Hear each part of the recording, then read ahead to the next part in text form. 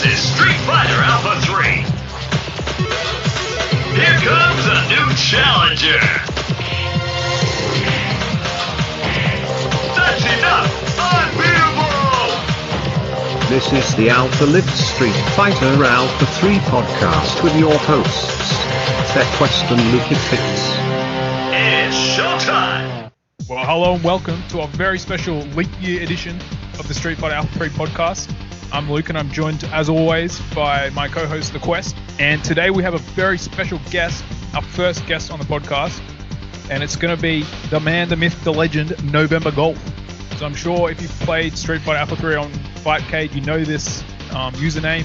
You've probably seen that he plays most of the cast. He's an absolute legend of the scene, one of the best players of Street Fighter Alpha 3 ever produced from Australia. I mean, that's just unquestioned. And so, we're going to be getting to know the man behind the screen, the man behind the mysterious username NovemberGolf, maybe where that comes from, his background in Alpha 3 and all that good stuff. And we're also going to be doing a review of the last tournament, number 7. As always, a lot of drama, a lot of excitement to do with that tournament, so we'll be reviewing some of the matches. And also probably some discussion on the goings-on in the Discord chat. There's a lot of controversy, a lot of differing opinions, a lot of conversation. So, it's all happening. But for now, for our first segment, I'm going to hand over to my co-host, The Quest, for his first exclusive interview with one of Australia's finest Alpha 3 players, NovemberGolf. So over to you, The Quest.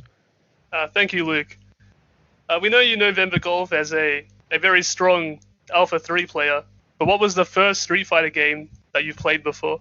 Oh, geez. That'd be actually probably Alpha 3, to be honest. Really? Wow. Yeah, man. I kind of just grew up on this and then just kept playing it.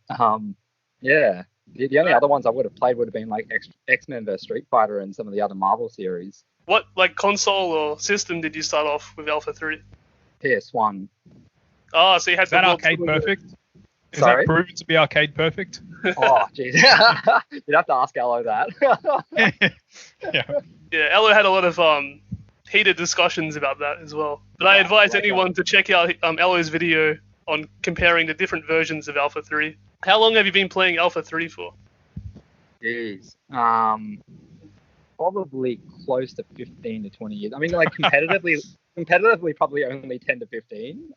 It's Only been 10 to 15. Wow. God, basically a beginner. Yeah. Yeah, so 15, and because I've heard Elo saying before that he used to play you back in the day even. So was that around when you started, or? No. So I started just like, I guess, any noob. But then I started to pick up Guy and like his really powerful combos, and I thought it was pretty interesting. And then, there wasn't really much of a competitive scene if I'm just playing on PS1. So I was just pretty much beating up the computer all day.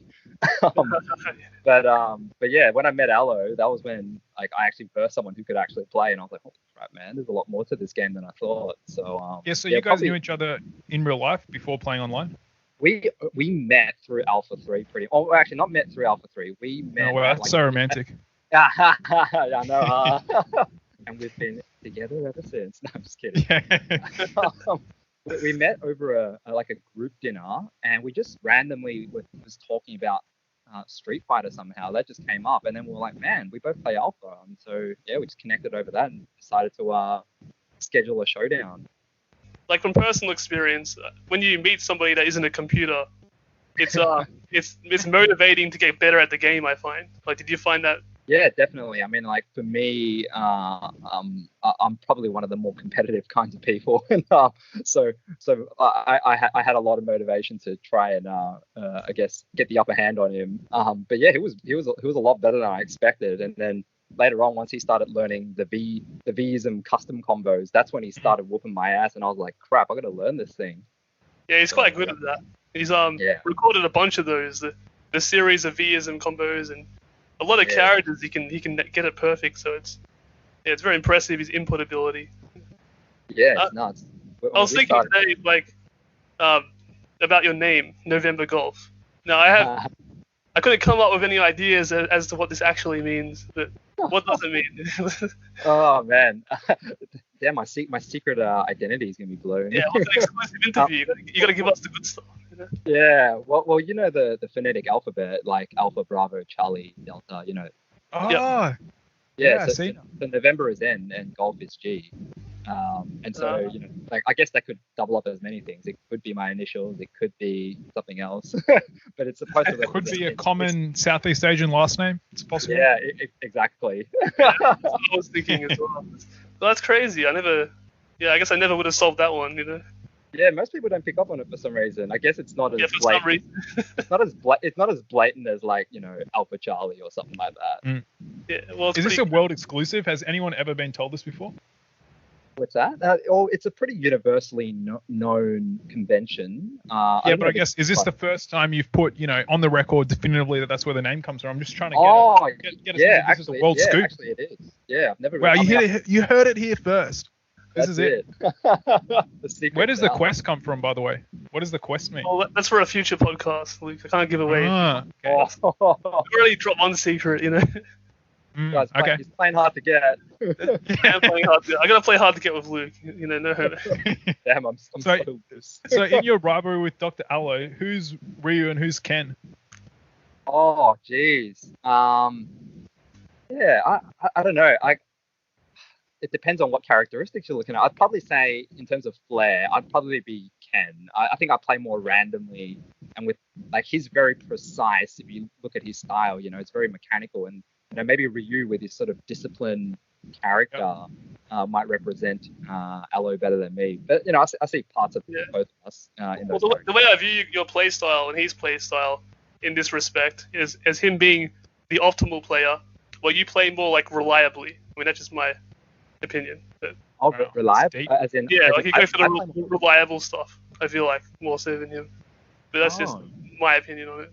Where do you weigh in on the heated debate we have at the moment between the vanilla versus the upper thing? Oh, right. That's an interesting one, because, like, it's weird. It's like a debate that's come out of, like, I don't really see it as a problem that needs to be debated, but there's clearly, like, somehow a few sides to it. I feel like everyone's got a point, like, I'm really for both styles. I feel like when it comes to who likes what game, I don't think it's so much a matter about that. People just seem to have a philosophical disagreement about how to expand the community and which platform to focus on. But realistically, I think we can definitely cater for all the platforms. And I think right now the common consensus, and I agree with it, is that we should perhaps put a focus on vanilla, because that's where the majority of people have come from, and also it's most accessible. But having said that, we should, there's nothing wrong with, trying to grow the other platforms as well. So that's my opinion. Yep. No, I agree with that 100%. That's my view. So would you support having 2 tournaments, or would you say a vanilla tournament but upper for casuals? Like, I guess my personal position will probably be on the latter. It's hard to say, right? Like, I think the main argument there is people are worried that having 2 tournaments will dilute the effort. Yeah, I've spoken to a few people about that. I don't think that will be the case, because if they're going to be held on separate days and they're separate tournaments, then it really shouldn't affect anyone. There's nothing stopping people from registering for both tournaments, So if you make that argument, realistically, the first option is just as feasible. It shouldn't actually affect anything. At the end of the day, we can hypothesize all we want, and we probably won't ever come to a full agreement with everyone. But ultimately, I think whatever the decision is made, let's just all get behind it, and because ultimately all of us have the same higher goal, and that's to rekindle the beat the Japanese eventually. Beat the Japanese. Read the Japanese South Koreans first on this. Yeah. I agree, but I disagree. I don't think we can, like Elo says this as well, I don't think we can accommodate everyone. But Elo says we can accommodate everyone. I don't know. I reckon there'll be somebody that would rather have upper, or would rather, not have upper at all.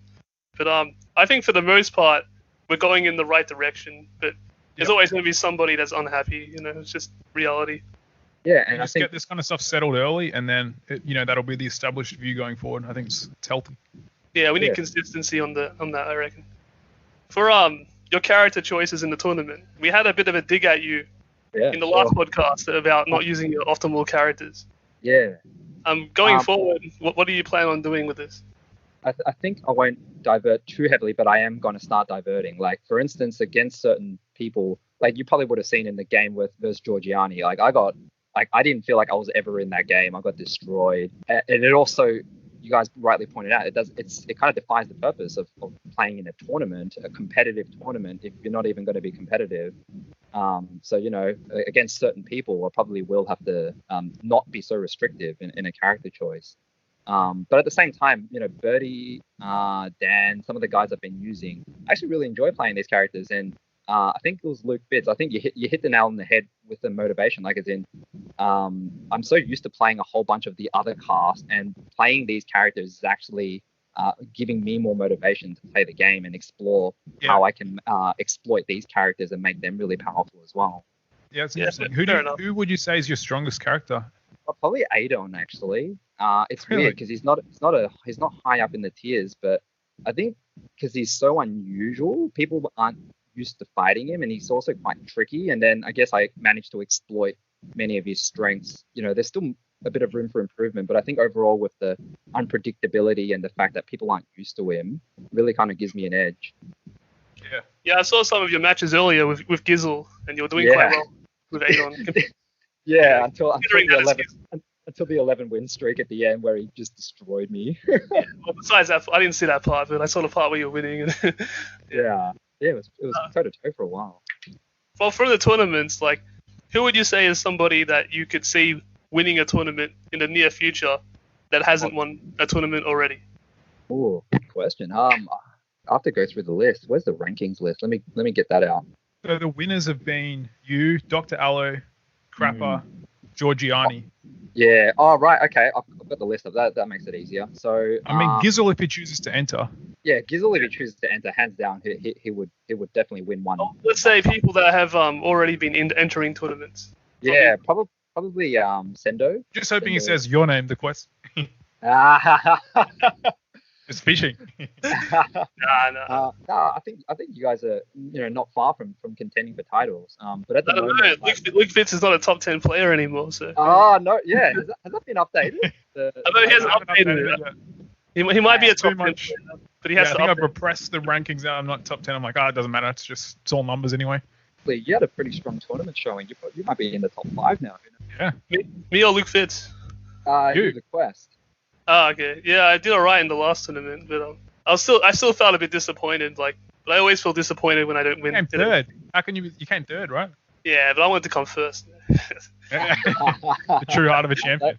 But to be fair, both Crapper and Golf are the better players at the moment, so I can't blame that. I can't say, I only lost because of this or that. I lost fairly, and that's just the way it goes. I'm curious about the way you practice the game. Is there any kind of drills you do, or any sort of system you play on to practice it, or against other players? That's a not a simple answer, because I guess these days I mostly just play. I mostly just verse people, because I think right now for me the most important thing is real match play, but I think in my earlier days, definitely I have a strong foundation because I practiced a lot in training mode and nailing combos, and so I think on PS1 or on PC? Sorry.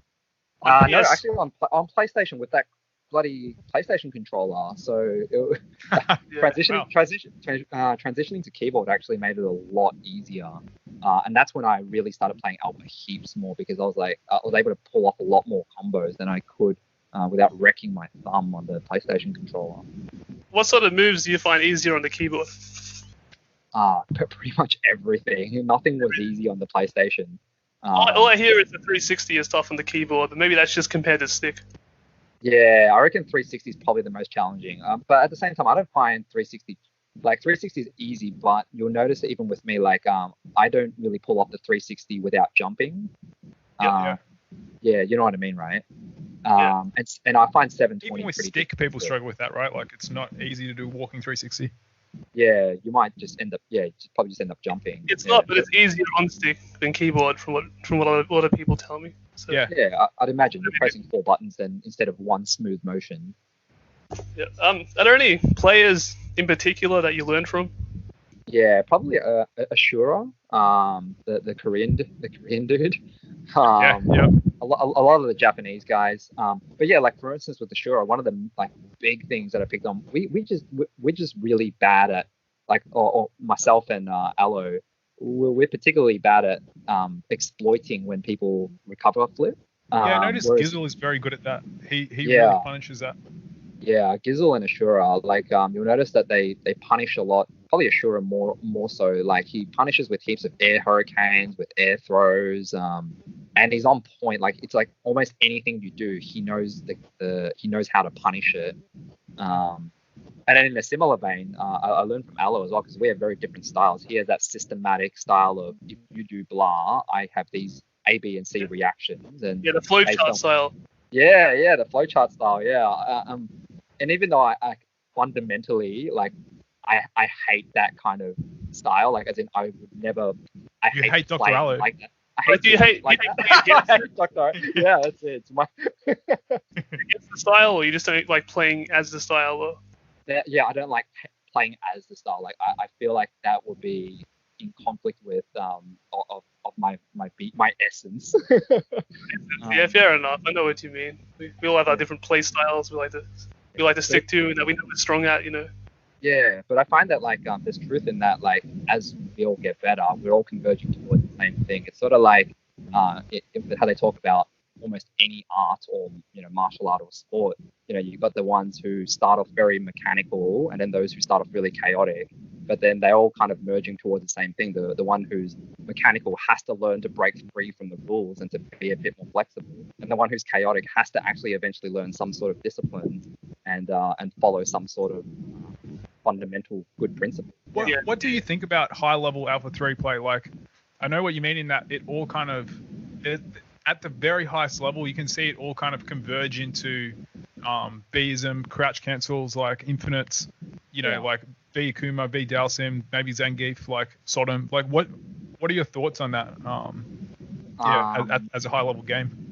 Yeah, that's a pretty broad question. Is there anything specifically you want me to? I mean, I guess there's a lot of criticism that Alpha 3 at the highest level is too like all the same, and it's just dominated by a few like quite degenerate strategies.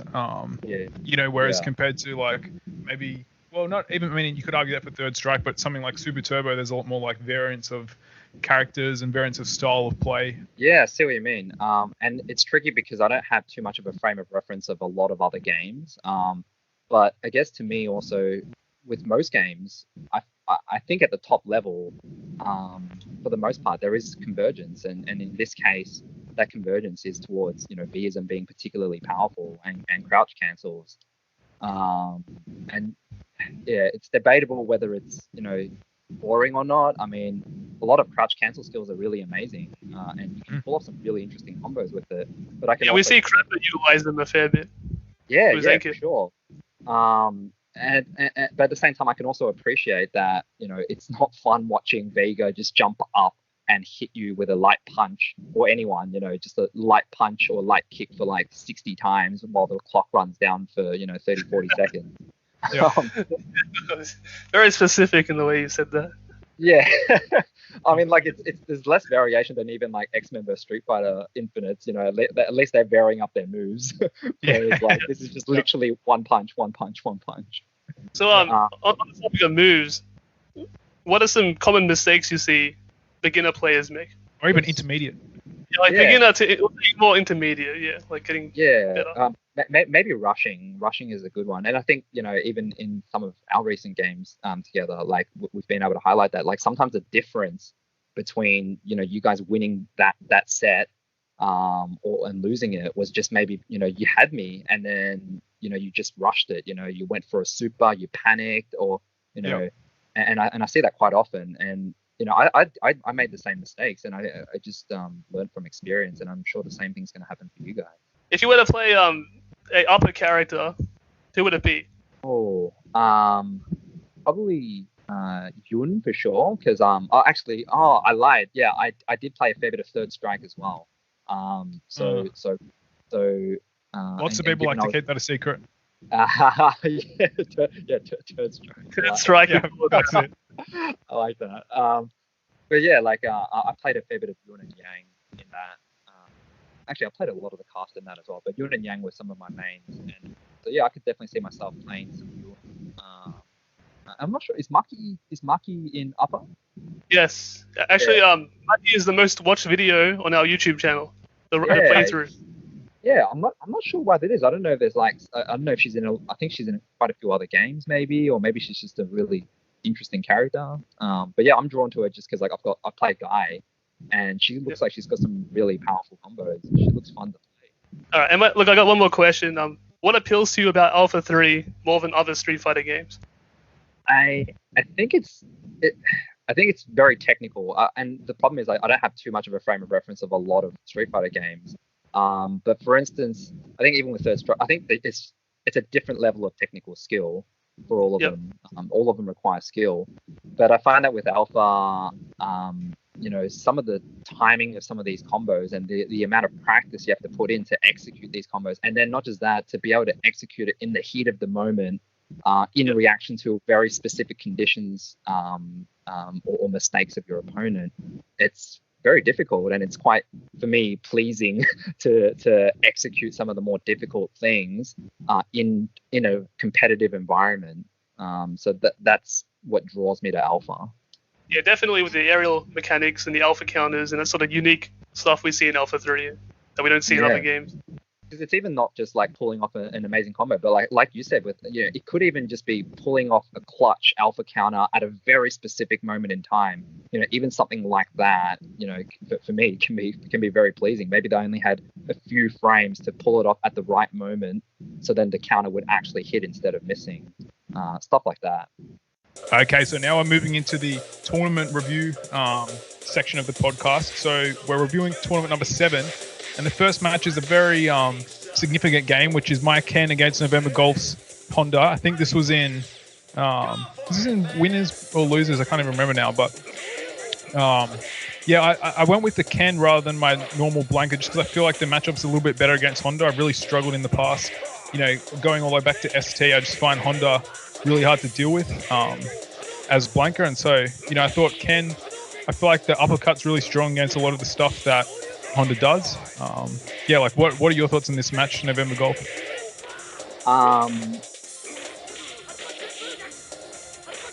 What are you thinking as Honda? What's your kind of game plan? Yeah, so for me, I guess the reason behind the Honda pick was mostly because I guess me and Aloe are hoping to, focus more on some of the more interesting characters that aren't used as much. And so Birdie was a bit of a fail last time, and I feel like my Birdie still has a fair bit of work to do before I can play him in a tournament. Honda for me is like he's been quite strong in a lot of my casual matches, and I feel like, again, similar to Adon, he's not conventional like a lot of other characters. So for me, he seemed like a pretty strong pick. Yeah, you're right. He's got a very unusual style. Like maybe he's got aspects of Blanca, like, in the charge and like the headbutt, kind of similar in a way to Blank Balls, but a lot of differences as well. Like, there's not really another character in the roster that you could compare him to. Yeah, like he's got a lot of like really, like the headbutt is really tricky like Blanca, but then at the same time he's got this really annoying cross-up splash, and you've probably seen him abusing it a fair bit throughout the round. And if anything, I think I'm probably relying a bit too much on the splash at the moment. I probably need to vary up my play a bit more. So that's really tricky, that thing that you just hit me with at the end of the second round. The cross up, activate bees him, cross up with the splash, and then into Ochio. That's like, it's almost impossible to deal with. Like, you have to uppercut at just the exact right time, or like alpha counter or something. Yeah. I'm not even too sure about the very specifics of escaping it, but I know that like some people jump when they see that first splash, and that's a way of potentially getting out of it. Because it's not a true combo. It's not a true combo into a throw. I think it depends. I think it depends on when I hit the splash. If I hit the splash too early, you can probably get out of it. But I think if I hit the splash at the right time, if you actually block that splash, you're screwed. I get a free 360. Yeah. I didn't know that. Yeah, unless you're playing Reason and you also you counter activate. Yep. The only other option you have is certain characters can alpha counter it as well. If you alpha counter the cross up. Mm-hmm. Yep. Yeah, it's interesting. So you've taken the first game there. I don't know. It was quite chaotic. I felt like I wasn't really able to establish a good zoning pattern. There was just a lot of missed upcuts, like quite a few jumps from both sides. Like, it's just an interesting game. one thing I found that the Quest did really well against my Honda, and that's the reason why I had to change up and not use Honda against him. He spams the jabs, and that stops from abusing the headbutt. So I was trying to uppercut them on reaction, but I just wasn't getting that many. I ended up blocking most of them. Yeah, I've tried that as well. It's pretty difficult to do that. Yeah. Little nice panic super there, but it actually managed to hit. Now we're at full screen, probably 10% of life each. This is kind of the rushing part that you're talking about. So I'm walking myself into the corner. Yeah, you're doing all right. I'm doing a lot of random uppercuts. You got the right idea with the fireball. Oh, nice. Well, I'm not sure if I might have mashed that. Yeah, I think just then, I don't know if you're able to check it out later. I'm pretty sure that throw should have killed me, but I mashed it, and that. So you get the reduced damage.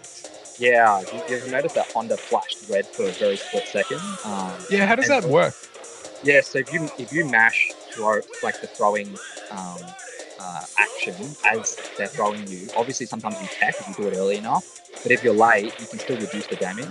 And so against someone like Georgiani, who throws you 20 times in every game, that damage reduction could mean you survive and get thrown another 5 times. Yeah, exactly. So there you're getting some of the splash cross-up pressure. Yeah. Wake up hands. Yeah, that's it. So that's the 2 games. Okay, so the second match that we're covering is the Quest against NovemberGolf. This is the first time that they played in the tournament. So the Quest obviously playing Charlie against NovemberGolf's Honda. So what's your kind of game plan as Charlie? You're just trying to turtle it out, the Quest? Yeah, I mainly try to turtle it out. My aim is to stop him from flying in with the headbutt. So you'll see me throwing out a lot of jabs to stop him doing that. Yep. And throwing fireballs as well. So it's interesting you got punished though. You were crouching and spamming jab, and then he got the heart slam and punished it. Yeah, that's it. Yeah. I think this is a really bad matchup for Honda, personally. Yeah. He doesn't have the tools to get around the fireball traps and the zoning. Yeah, it's a classical bad matchup in Street Fighter 2 as well. Yeah, true. Oh, guard break. Wow, that's just really good corner pressure. If he throws the jabs out again, he just jumps into it. Yep. Again. I'm still throwing the jabs. So. That's just disrespectful. Full screen, just spamming jab. I gotta show. I'm afraid from him, even from the full screen. I'm scared of him, so I gotta throw the jabs out, keep him away. Yeah. Well, there was a point there before where he supered from full screen and the jab beat us. That's hitbox on the jab. Oh yeah, well it's just a bad hitbox on the super. Yeah. So you get on the jab. Yeah, it's really I do want to jump in and get him, but I want to do it on my terms, where the position is good for me. I don't want to overreach. So when he jumps in, he rushes in, he's in a bad position. I try to counter him with a jump in. What was that super? Was that Burmese? I was trying to get a read on him. I thought he would jump. Yeah. Georgiani. Yeah, I was also close to breaking his guard as well. Mm-hmm. Yep. Good block there on the butt slam. Oh, we get thrown. So yeah, what are you thinking as Honda in this match? November. And I didn't know the matchup as well. Obviously, you guys seem to have some background in that. And I was discovering as the game was going that it was really difficult to get in. Those jabs and the sonic booms made it really difficult. So I'm just trying to get in and try to put a lot of pressure, close up pressure, and get some of those 360s in. That's the best part when I stop your super with the jab. Yeah. Again. I started realizing that the super just sucks. Or in this context anyway. It's pretty awful. So this is why you changed to Vism. Is that why? Yeah, 100%. Yeah. I think another thing you did really well with the air-to-air, you were beating me, and I think in hindsight, I really need to use the jumping medium punch and beat you in some of those air-to-airs. Yeah, I was winning a lot of air-to-airs. So you're jumping in a lot still. The Quest, you're definitely not just passively sitting back and sonic booming all the time.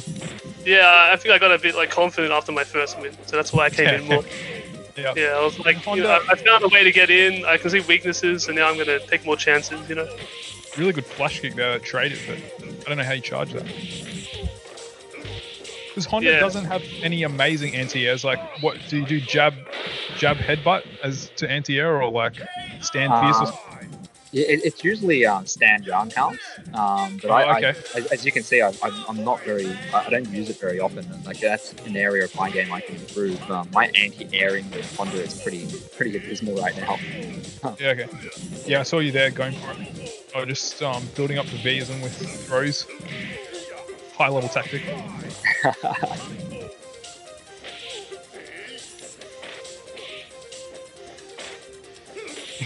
Yeah, I keep jumping in because I'm predicting he's going to jump, but he just doesn't jump. Yeah, that's why I keep doing his empty jumps. And does Honda have reliable Vs in like corner carry or anything, or is it mainly just those loops with the crossover and going for OGO? No, he actually has a few options, but I'm not very good at them even in casual play, let alone in competitive play. So that's why you'll see me really abusing and over relying on those 360 loops. One thing he does have is like it's like a crouching light kick and then the standing fierce slap, and then he cancels that into headbutt, and then he's gone to sort of not infinite but repeated headbutts until the corner, and then in the corner you just repeat headbutt. Yeah. Okay. Yeah, and then another option sounds pretty technical to cancel the hands. Yeah, it's tricky. And then another slightly interesting mix-up you can do is when you knock them down, you can activate these and then do a butt slam to you, and you can catch it on the other side, and then you can start the headbutts. Yeah, that's interesting. Wow, how did it feel to be with Honda? What's that? When you were cornered with Honda, like, what are your options to get out against Charlie? Man. Probably like just then, as we saw, you just die crush me again. I think you've done that at least 3 times this set, so you're doing that really well. And for me, I think I need to alpha counter more. Maybe throw in some random the butt slam thingy to try and just be unpredictable with my movement. And then sometimes when you're jumping, yeah, predicting the fireball and jumping. Yeah. I really like the feature they added to Honda in HD Remix, where his jab headbutt goes through fireballs. Yeah, right. That really helped in this game as well. He led to the Sonic Boom. Oh, look at that. You kicked me into your Sonic Boom. Just insult to injury. That's the worst way to lose. That might be one of your best tournament games ever, Quest. Yeah, it could be. I also got the win against Salty, who beat me in a previous tournament, so that meant a lot to me as well. Grudge match. Yeah, it was a grudge match there. But yeah, it was a decent showing of me, that tournament. Yep. Okay, and the third match that we're covering here is the Quest. So after winning that game against NovemberGolf, he went on to play against Crapper, who's playing V Cody, which is interesting. Not a character that we've seen, but a very weird character with the kind of dodge mechanics. So for those not familiar, if V Cody blocks any move that's not high or low, so something that like a fireball or a move that's just hits both a blocking and standing opponent, he doesn't actually block it. He just dodges it. It does no chip and doesn't kind of diminish the guard meter at all. But in return, he has a very short guard meter, so it's very easy for him to get guard crushed by other moves. But yeah, just a really unique character trait. Have you guys had much experience playing against V Cody? I find it to be a very unusual matchup. A lot of your normal kind of techniques often don't work. Yeah, I struggled in this matchup against the dodging because I like to pressure them with my jabs and my low kicks and all that. But it was just dodging it. Boom. Yeah. It was tricky for me. It's something I had to learn and adapt to. But a Honda match, I'm very, very familiar with it. Like just right there, he dodged your Sonic Boom and just punished you. Like it's unique to V Cody. Yeah, that doesn't normally happen with other characters. Yeah, from that range, that's a really good time to Sonic Boom. It messes with my strategy because I'm like a pressure kind of fighter. I like to zone, but I like to throw out hitboxes a lot. But he just keeps dodging and countering, and I found it a bit frustrating. Mm-hmm. Yeah, that'd be very difficult because you rely a lot on the Sonic Booms to sort of maintain the tempo. Yeah, the tempo and the pressure. That's what I try. Yeah. Even against someone like Sakura, who, a very common string might be to do the back fierce move and then followed up with a fireball, he's just going to dodge both of those. Like, you just leave yourself open to be punished. But not really using B'sm to the full extent. Like, I think Cody's a very strong B character as well. Like, you see, I think it's BER, like one of the strongest Japanese players, playing Cody, and his B'sm and like infinite and everything is just really like difficult for him to deal with. But I don't think Crapper's quite got that down yet. Yeah, I think I think he'll get there. He's a very technical player. I reckon he'll be able to. Like, his Cody's aren't very difficult to. Oh, he has some really, really difficult ones, but his basic one is really simple. It's just there's repeated kicks with a slide in between. Yeah, right. Well, good activation there. But he drops it. He's got the right idea though, because he's throwing out that criminal upper, and that's the whiff that you want. Mm-hmm. Yep. Yeah, again there, punishing the whiff sonic boom with a sweep. But the downside is quite strong. So if he blocks you sweeping a few times, or like jumping in and sweeping, that's already like half his guard meter down. And if he gets guard broken once, he goes to just 2 bars, which you can actually break one block string sometimes. So it's almost game over at that point. So it does come with a drawback for Cody. What I needed to do more is grab, because he was just standing there blocking so much. Yeah. I went for a few more grabs, I would have got him. I got him once in that last round, but yeah, I could have landed a few more if I changed my strategy around that. There you go. That's a nice way, really teched it. Yeah. Oh, there's just a face-off in the corner, but he's just dodging everything. He's dodging. Yeah. Yeah, so I play a fair bit of Cody as well, and like one thing that I often do is actually what Crapper's doing, staying in that corner. What I'm actually hoping is to go up and grab you, so then suddenly you're in the corner. So I don't have to like try and corner you. I just let you corner me, and then I try and reverse it onto you. Yeah, that's really interesting. Yeah, I've got a time advantage here, so I just sit back a bit, but then he counters me there. Yeah, I went for a grab, but it didn't work, and then I just crouching strong.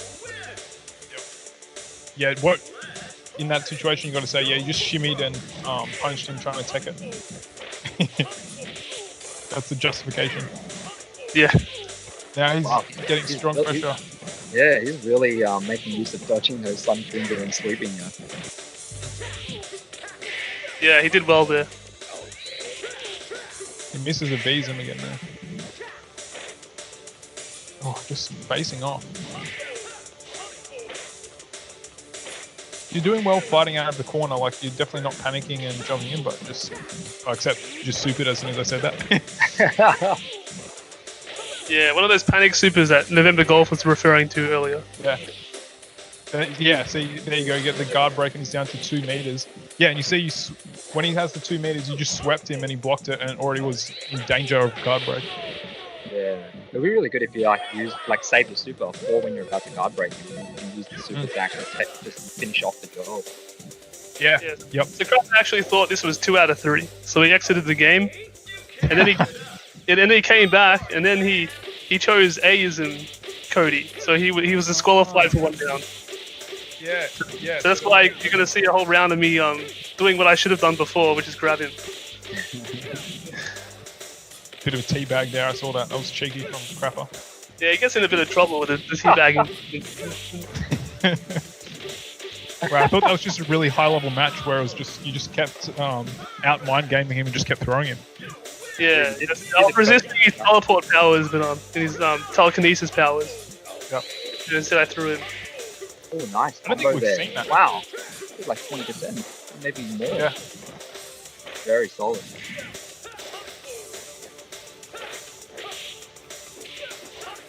It's been quite a back and forth match. Like, it's been definitely, both people with a valid chance to win.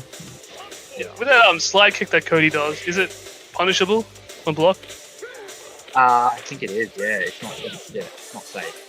Maybe at a very specific distance it might be safe, but even then, I'm pretty sure it's not completely safe, especially when you're versing someone like Dalsim or something like that, and just hit you from... Well, nothing's safe against Dalsim. Stuff on hit isn't safe against him half the time. Yeah. Oh man, that was a really nice standing medium kick there.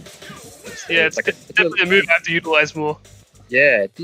Were you like moving backwards as you did that? Because I think you can sort of move backwards or forwards with that one as you're doing it. Yeah, I was moving backwards with that one. Yeah, that's actually something that I see quite a lot of the higher level Charlies do. They use it, they mix it up between that standing medium kick and some standing pierces and the standing roundhouses. Yeah, I find a lot of people fall for it if I go backwards with the kick and then I throw a Sonic after it. Yeah, nice. Yeah. They tend to rush in. But... Yeah, because not many normals carry you back in this game. Very few. Yeah, that standing roundhouse is so strong for Charlie. But yeah, some impressive pressure and footsies from cover with Cody as well. Like it's quite different style to his Vega, I reckon.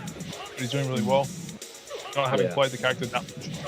Yeah, earlier in the tournament I was able to use my super well, but later on I wasn't feeling it. So it was a shame I couldn't get it out properly in this set. Even there, you crossed him over, and then I guess he missed the combo, but just like crossed over into jabs, and he dodges them and punches you. Like it's such a weird mechanic. I can't think of any other Street Fighter game that has that. Yeah. Yeah, it's very unique, and he also had this other really unique move that we haven't seen Crapper use yet. That bad spray when he lands and throws some sand at you. Yeah, he's a very unique character. The one he does from Wake Up, is it? Yeah. Yeah, that's a good one. Okay, so this is onto the finals. November Golf playing against Crapper, so the winners of the games that we just covered. And this must be November Golf coming through losers, having lost to the Quest, and Crapper and winners. Is that right? Or the other way around? Yeah, Anyway, no, that's right. So some serious high-level tactics straight away, just both crouching in the corner. I mean, we've covered this on the previous show. I think even the title of the episode was about this, just Crapper's kind of degenerate turtle style. But, Honda able to punish it quite well with, with a 360. Like, if you can catch him blocking, you can do a good chunk of damage, off the throw. Yeah, and I don't feel like he can't really run from me as well, because I've got the headbutt that really closes the gap. So he's kind of forced to fight me, or else just keep popping headbutts. Mm-hmm. Yep. Good activation there. He's very consistent with the V's and just full screen carry. Yeah. I think that's what makes him so strong. You just will get punished for jumping in, a large percentage of times. But you take the first round there. That's really strong showing. Yeah, I felt pretty comfortable with this matchup. Okay, yeah.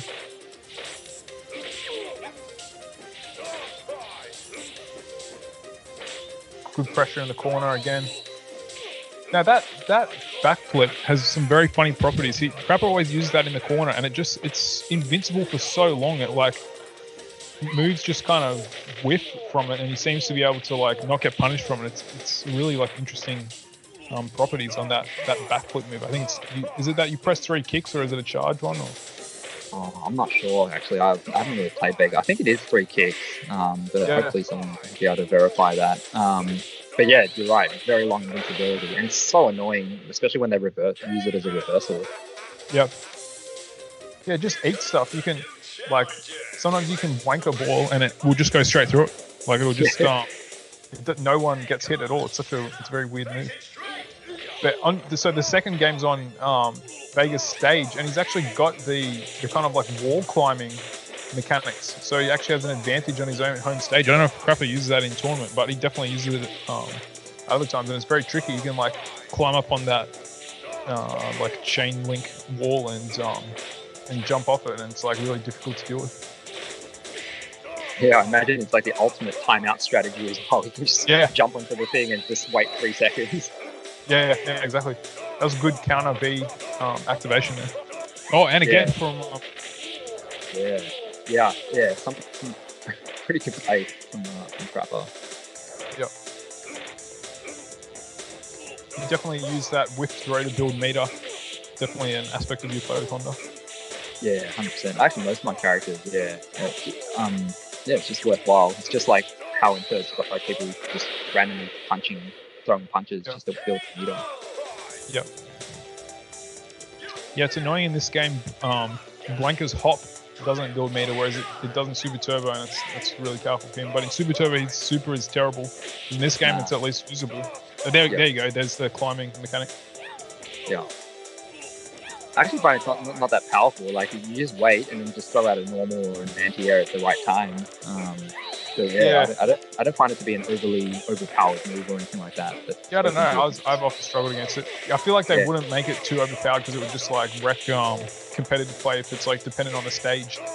Yeah. But, I don't know. I remember struggling against it in the past. Good bees him again there. He's very happy to just sit back and wait for the opponent to come to him crapper. He's got really good patience. Yeah, which is surprising because he was behind quite a few of these games, which is why I felt really comfortable with the matchup, because I knew that my bees did a lot more damage than his. So even if he hit me with it, I could just chase him down. Yeah. Yeah, and I think he's realised that it's not going so well, and so switched his Geef for the third game. Yeah, I don't think Vega makes another appearance, so he obviously made a deliberate choice to get a stronger matchup and a stronger character. Yeah. Now Geef is traditionally like considered really strong in this game, right? Like he's one of the top tiers.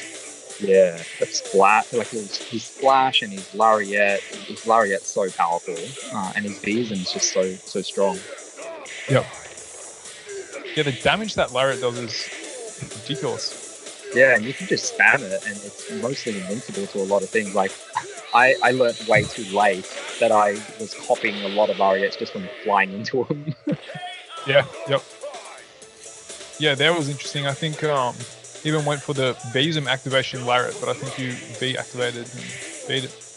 Couldn't punish the droid there. Yeah, I was lucky I had the Beezum, because otherwise, the lariat's otherwise pretty difficult to counter at that close range. Yeah, it's even beating your headbutt. Yeah, I think I needed to do that more. The crouching fierce that Honda has, it's like a secondary sweep that he has, and it's got pretty good range. Yep. Yeah, it might go under. I can imagine it going under the hitbox of the lariat. Yeah, you'll notice I get it a few times, and quite a few times I'm trying and I'm not closing the gap quick enough. Yep. But yeah, it's not a really range, right? Yeah, and it's slow on startup, so I have to pretty much walk up and then do it, and usually by then he stops spinning. Yep. Yeah, and he can bait it out. Like he can lariat, you walk up, and then he jumps over you and like cross up or something. Yeah, 100%. Oh, solid counter. Yep. He's got, those really good reactions. It's almost like he's looking out for it. Good pile driver there. He's got good execution with Geef. Like he doesn't quite have the V'ism like as solid as his Vega, but just really good 360s. Good lariats. Like I wonder if he's using one button for the 3 punches. I feel like that would be quite helpful. Well, and that's one thing he's really good at, that Kabotti cancel. Man, he nailed me a few times with that. Yeah, so he takes that game. So best 3 out of 5 for the finals. So you're up 2-1 and switch to birdie. What's the thinking behind switching to birdie? Just to mix it up, and then I didn't realize the matchup is that bad, but I found out later on after the tournament that it was actually a really bad matchup for birdie. But I thought that jumping medium kick is actually a pretty good air-to-air, and so I was hoping to just sort of keep him away and just hopefully land a lot of those and then get some 360s on him. Yeah, what do you think of Birdie as a character? Like, I kind of struggle to conceptualize how he's actually good. Like, he, I don't know, I've never really struggled against him that much, and he just seems like a worse Zangief almost. Like, I feel like his rushes aren't really that scary. Like, he's got some good stuff with the throws, but, not really better than Sodom or Zangief. Like, I don't know, what do you like about Birdie as a character? To be honest, like, you hit the nail on the head. I feel the same way, but at the same time, like, I just think he's a pretty unique character, and I think right now my level of play is not as good as I'd like it to be. So he can be played much better. But for the most part, if you're talking about players of the same skill level, Birdie kind of loses most matchups. Yeah. Okay. Yep. He's a cool character. It'd be good if he was good. I think he's almost like a sort of a Dan. Like he's almost intended to be a bit of a joke as well. Yeah. Okay. Yep. Yeah. Do you think, is Dan for real? Like, can you actually beat good players with Dan, or is he a complete joke character? No, I think in this game, without intending to, he's actually pretty good. His specials are actually mostly bad, probably as intended, but his normals are surprisingly really powerful, and that's what makes him competitive in this game. Yeah, that's interesting. Maybe definitely some kind of hidden advantage as well, in that most players aren't going to have played against many, people playing Dan are normally just taking the piss, so that people aren't experienced at playing a serious Dan. Yeah, definitely. There might be a bit of a psychological factor as well, because I know that with the Quest, he was expressing, annoyance at losing to Dan, and maybe that plays on people's minds as well, and gives Dan a bit of a psychological advantage. Yep. I mean, the Quest has refused to cover the tape of you beating him with Dan. What do you have to say about that, Quest? He's gone. He's just stunned. He's just like trembling in anger. What do you have to say for yourself? I have nightmares every day about it. It replays in my mind. Yeah. Oh, no, he outplayed me in that one. But yeah, I maintain my position that Dan is a low tier character. Wow. Yeah, he's definitely in the lower tiers. But yeah, it can be used really powerfully, like any character, and pretty much most fighting games. If you're a good player, you'll be able to find ways to exploit things. Yeah, for sure. Who is the worst character in the game? I think it'd have to be tied between Mika and Birdie. Oh, really, Mika? I thought she's got some strong stuff. There's not many players in Australia that really play that much. Yeah, she does have some strong stuff, and I think she also benefits from being one of the least used characters, so she can surprise people. But I think if you're talking about priority of moves, how much you can abuse them and whatnot, she's definitely in the low tier. Whether she's worst or not is debatable. Yeah, I agree. I think both of them are the worst characters in the game. I reckon more so Birdie is, but both are down there. Yeah. But it's a testament to the quite good balance of the game that, obviously at higher levels certain characters will dominate, but at just casual play or even kind of intermediate play, that Mika or Birdie are very playable. There's no real complete garbage characters. Yeah, definitely.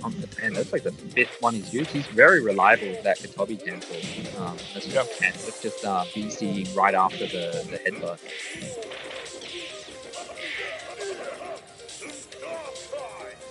So that you're just spamming the throw to build meter. Yeah, there's not much he can do. He's really got to rush you down to stop you from doing it. Yeah, pretty much. And I'm also headbutting into a lot of lariats. Oh man, again. Lost count of how many times. But you end up winning that game, so that takes the first set. And then it goes to the grand final reset. So I guess because you were in losers. So yeah, it ends up being a pretty long set when it's 2 best out of 5s. You're playing kind of 10 games plus. You can really settle in. Yeah. And at the same time, being a long set, I think quite often it becomes a matter of who's got the longer endurance to focus as well. It's interesting. I often find, even just playing people casually on Fightcade, that the first couple of games are often a bit closer, and then the real skill will eventually show out once both people kind of know each other's tricks a little bit, and it comes down to just more pure skill. So it's actually good to have the longer sets for the finals. Yeah. I think longer sets would favor someone like Giorgiani, who's good at adapting to people. Yep. Yeah. So 1 or 2 games he can't pick up your tendencies. Yeah, I think someone like Dr. Ello would do better in shorter sets against Giorgiani, for example. In my opinion. It's a bit like a T20 versus test match kind of situation. And he says it to you. He says, I'm going to adapt to what you're doing, and he does it. So mind games going on there. Oh, it's funny. He adapts, but he does the same thing with still throwing. He's offensive. What just happened? Well, he picks up on your pattern, but he does the same tactic. Yeah, he's got a limited set of tools, but he uses them differently against different players, I guess. Yeah, that's a good way to put it. Man, that corner pressure from Geef is amazing. Just the splash just counter hits with everything. It's like, it does so much damage. How does Honda's splash compare to Zenkif's? Probably better in terms of cross-up, but not as good in terms of priority. And I think Geef is just more of a splash hitbox. Like it's huge. It's like you can't escape from it. It's like you're just like constantly facing a rock slide or an avalanche. Yeah. Yeah.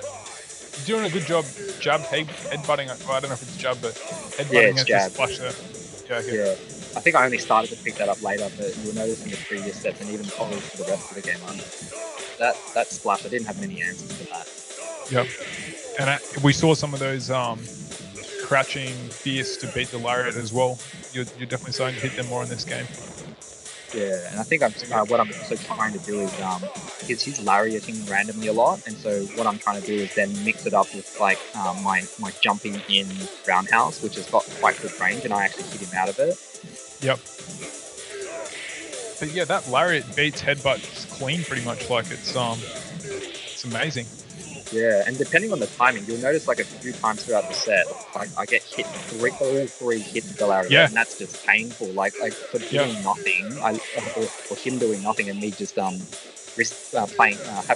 a risk, I suddenly lose like almost a quarter of my life. Yeah, that's huge. I just gave me a dose of my own medicine with the activation. Yeah. You get the time over there. That's pretty amazing from two quite high damage characters. Like, there's a lot of mind games in this set, sure.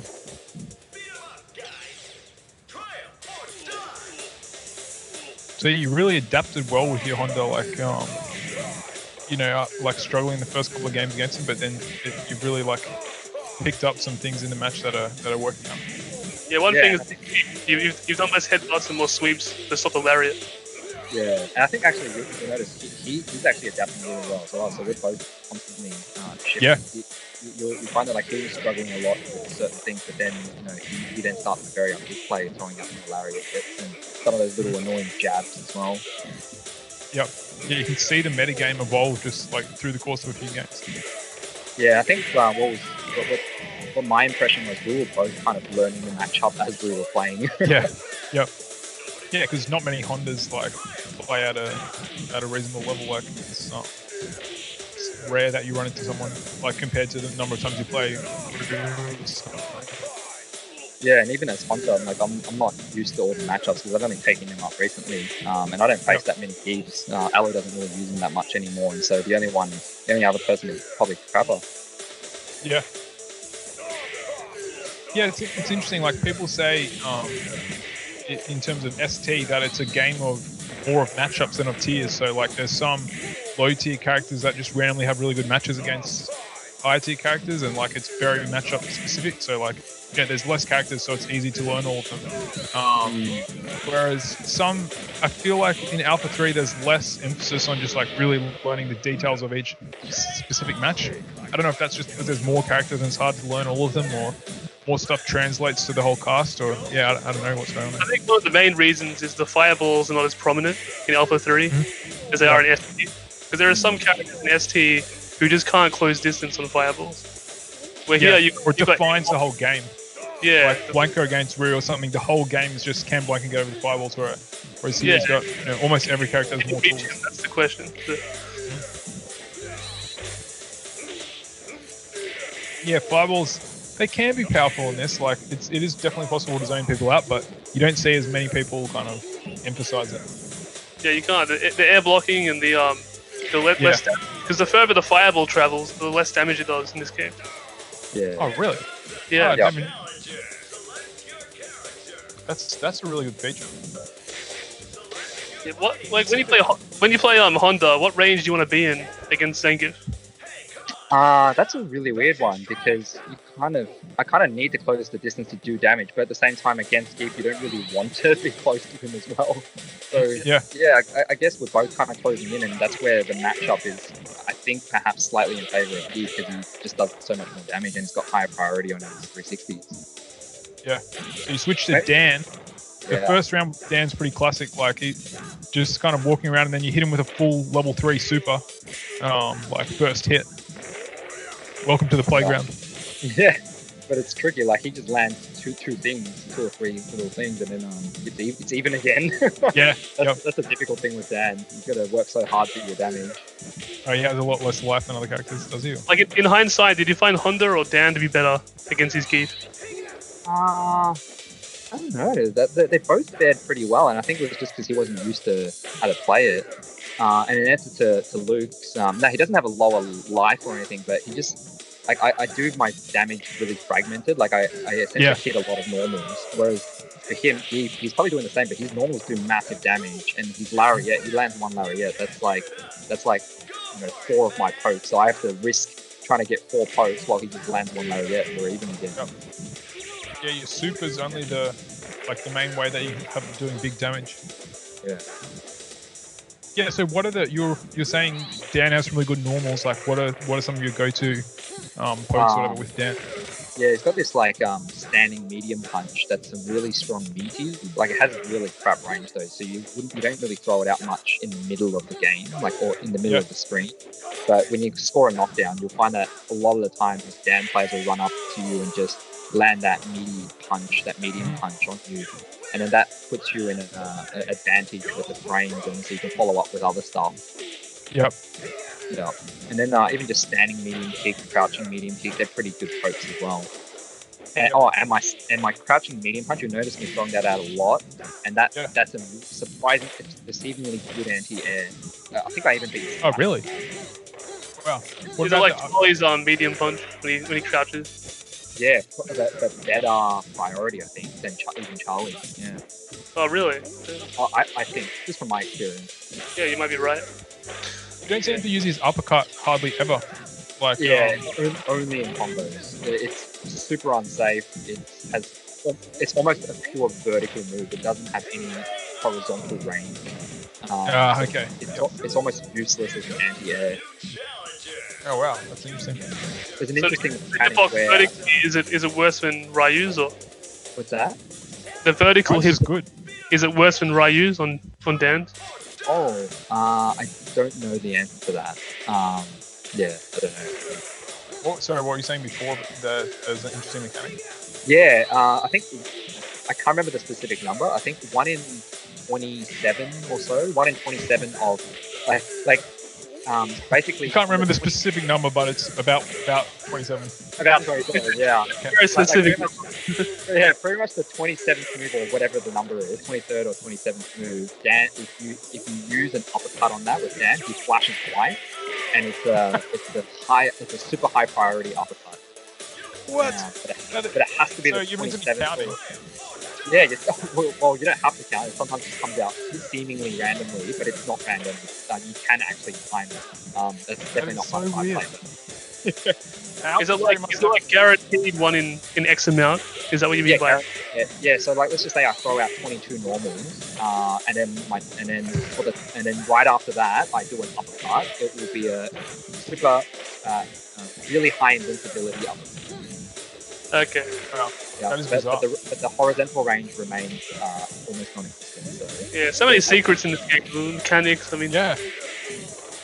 It has to be one of the most densely packed games Capcom's ever released. Like so many, activating the no-ism, there's like a weak-ism that you can do by holding down different buttons, like all the characters with weird mechanics and the different isms, like there's just so much back to this game.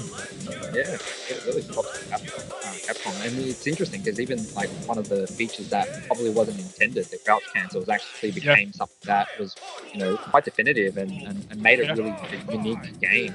And I think as much as crouch cancels get a bad rap, like they're actually a really cool part of the history of the game, and even important as well. It would be fascinating to hear more in English from the designers at Capcom. Some of the to create games that are as well balanced and as interesting that they're still being played 20 years later, like that's a real feat. They achieved it just time after time. Like so many of these games from kind of the mid 90s to the early 2000s are just like perfectly balanced, really interesting, like really different to each other. Yeah, just be fascinating to get more insight from those guys.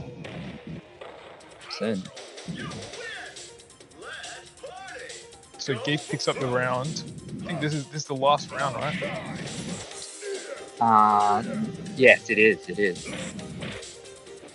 Yeah, it's been just really back and forth set. It's struggled to say who's been on top. Like, it's been moments for both players. Like, switch back from Dan to Honda. It's been just kind of really back and forth.